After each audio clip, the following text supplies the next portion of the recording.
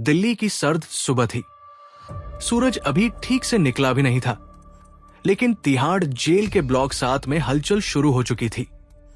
लोहे के दरवाजे की चरमराहट, सिपाहियों के जूते की ठक-ठक और हवा में फैली हल्की धातु की गंध, सब कुछ किसी अघोषित तनाव का संकेत दे रहे थे। दीवार पर टंगी एक पुरानी घड़ी 5:00 दिखा रही थी। ठीक 1 घंटे बाद उस जेल के एक कैदी की जिंदगी खत्म होने वाली थी। नाम था रमेश यादव। रमेश पिछले 8 साल से मौत की सजा का इंतजार कर रहा था। अपराध, अपनी पत्नी और बेटी की हत्या। केस ने पूरे देश को हिला दिया था। मीडिया ने उसे राक्षस प्रतीक कहा था। लोगों ने नफरत की हद तक गालियां दी थी। लेकिन असलियत किसी को पूरी तरह नहीं मालूम थी, शायद खुद रमेश को भी नहीं। और उस सुबह जब सब कुछ तय था, जेल के रिकॉर्ड सेक्शन में एक नाम पर लाल स्याही से मुहर लगी थी, रमेश यादव। फांसी सुबह के 6:45 उसी समय जेल के मुख्य गेट से एक सफेद सरकारी गाड़ी अंदर आई। उसमें बैठी थी एसीपी मीरा चौहान। 30 की उम्र पार कर चुकी, तेज नजरें, सीधी रीढ़ और चेहरे पर वो ठंडा आत्मविश्वास जो किसी भी अपराधी की रगों में सिहरन दौड़ा दे। मीरा तिहाड़ की सीनियर ऑफिसर थी। उन्हें सिर्फ कानून के हिसाब से नहीं, इंसानियत के हिसाब से भी फैसले लेने की आदत थी। पिछले कुछ सालों में उन्होंने कई खतरनाक मामलों को सुलझाया था, लेकिन इस केस ने उनके भीतर कुछ अलग ही हलचल पैदा की थी। जेल में दाखिल होते ही उन्होंने सुपरिटेंडेंट से पूछा, रमेश यादव की मानसिक स्थिति कैसी है? सुपरिटेंडेंट ने नजरें झुकाई। शांत है मैडम। कल रात तक कुछ नहीं बोला, लेकिन सुबह एक आवेदन दिया है। कहता है कि उसे मरने से पहले एक आखिरी इच्छा पूरी करनी है। मीरा के चेहरे पर हल्की शिकन उभरी। क्या इच्छा? कहता है वो किसी से मिलना चाहता है, किसी नीलम नाम की महिला से। मीरा कुछ पल चुप रही। नीलम नाम तो आम था, लेकिन इस वक्त और इस हालात में इसका जिक्र रहस्यमय था। क्या पता है ये नीलम कौन है? नहीं मैडम, उसने कुछ नहीं बताया, बस इतना कहा, अगर मैं बिना उससे मिले चला गया तो मेरी आत्मा चैन से नहीं जाएगी। मीरा ने धीमी आवाज में कहा, तैयारी रोक दो, जब तक मैं नहीं कहती फांसी नहीं होगी। सुपरिटेंडेंट ने हैरानी से देखा। मैडम, आदेश आ चुका है, आदेश मैं दूंगी, मीरा ने कठोर स्वर में कहा।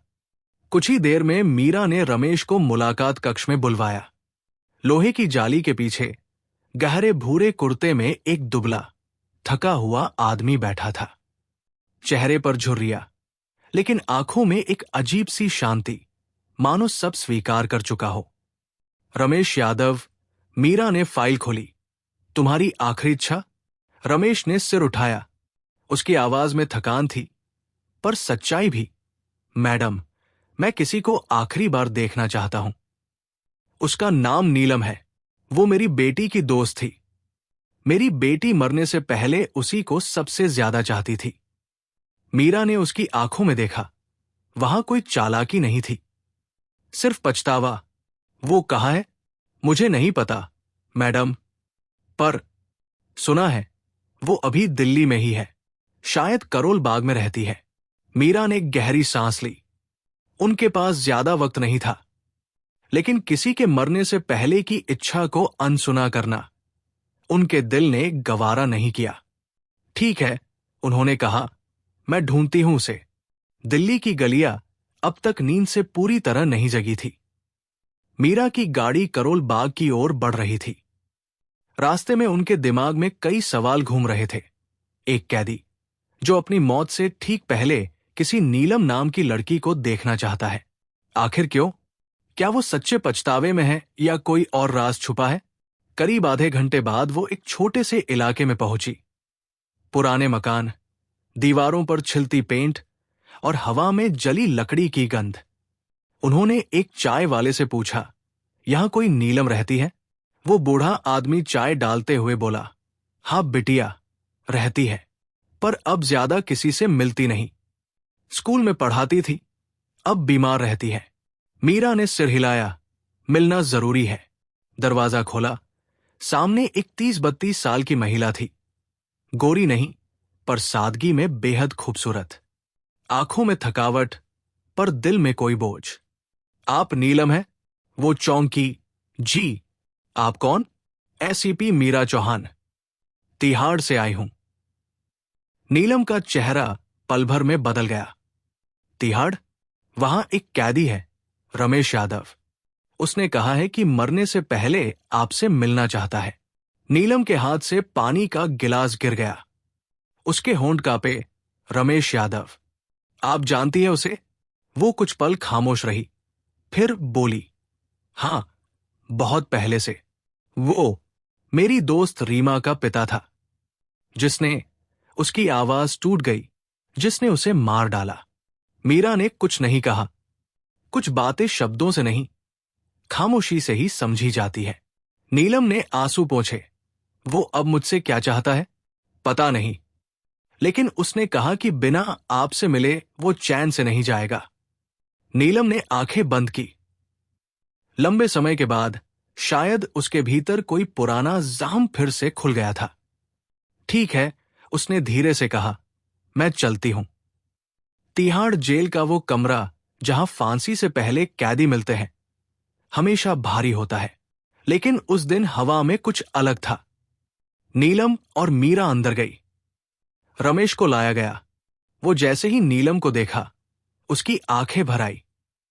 नीलम, तू आई। नीलम ठंडी आवाज में बोली, क्यों बुलाया मुझे? क्या अब माफी मांगोगे?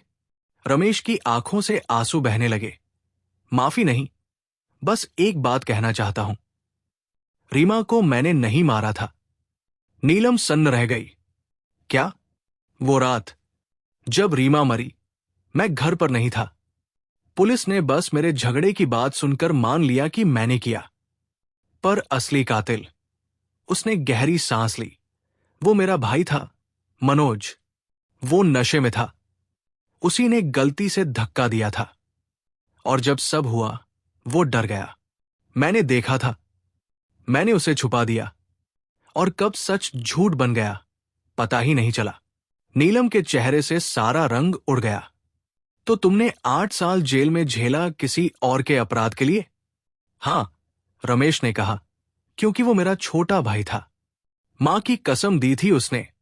मैं चुप रहा। लेकिन अब, मरने से पहले ये बोझ नहीं ले जा सकता। कमरे में सन्नाटा छा गया। मीरा ने धीरे से कहा, क्या तुम्हारे पास कोई सबूत है? रमेश ने सिर हिलाया। मेरी बेटी के पेंडेंट पर उंगलियों के निशान हैं, मनोज के। मैंने वो उस रात के बाद तकिए में छुपा दिया था। अगर वो घर अब भी है, तो शायद वही होगा। मीरा ने तुरंत अपनी टीम को फोन किया। आधे घंटे में जांच दल रमेश के पुराने घर पहुंचा। पुराना मकान, बंद दरवाजे और धूल से भरा कमरा। उन्होंने बिस्तर के नीचे वो पुराना तकिया पाया। अंदर से एक टूटी हुई चेन और पेंडेंट निकला। फॉरेंसिक टीम ने तुरंत फिंगरप्रिंट निकाले और वो सच था। निशान मनोज यादव के ही थे। सुबह 6:30, जब फांसी की रस्सी तैयार थी, मीरा की गाड़ी तेजी से जेल में घुसी। वो चीखी, रुको, फांसी रोक दो। जेल स्टाफ भागा, बेल खींची गई।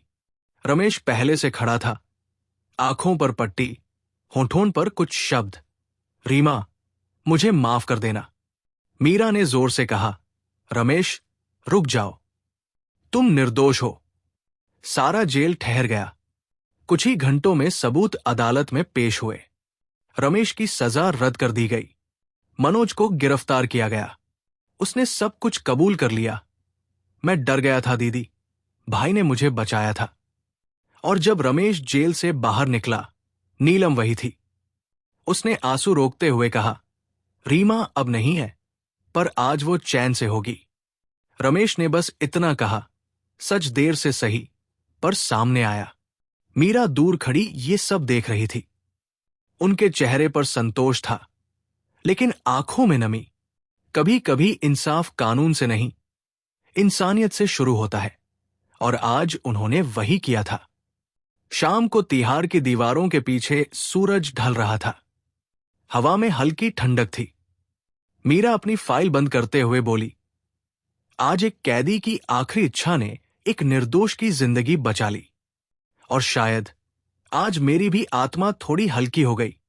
उस दिन जेल के अंदर जो हुआ उसने सबको चौंका दिया, क्योंकि पहली बार किसी ने सिर्फ फर्ज नहीं, इंसानियत निभाई थी।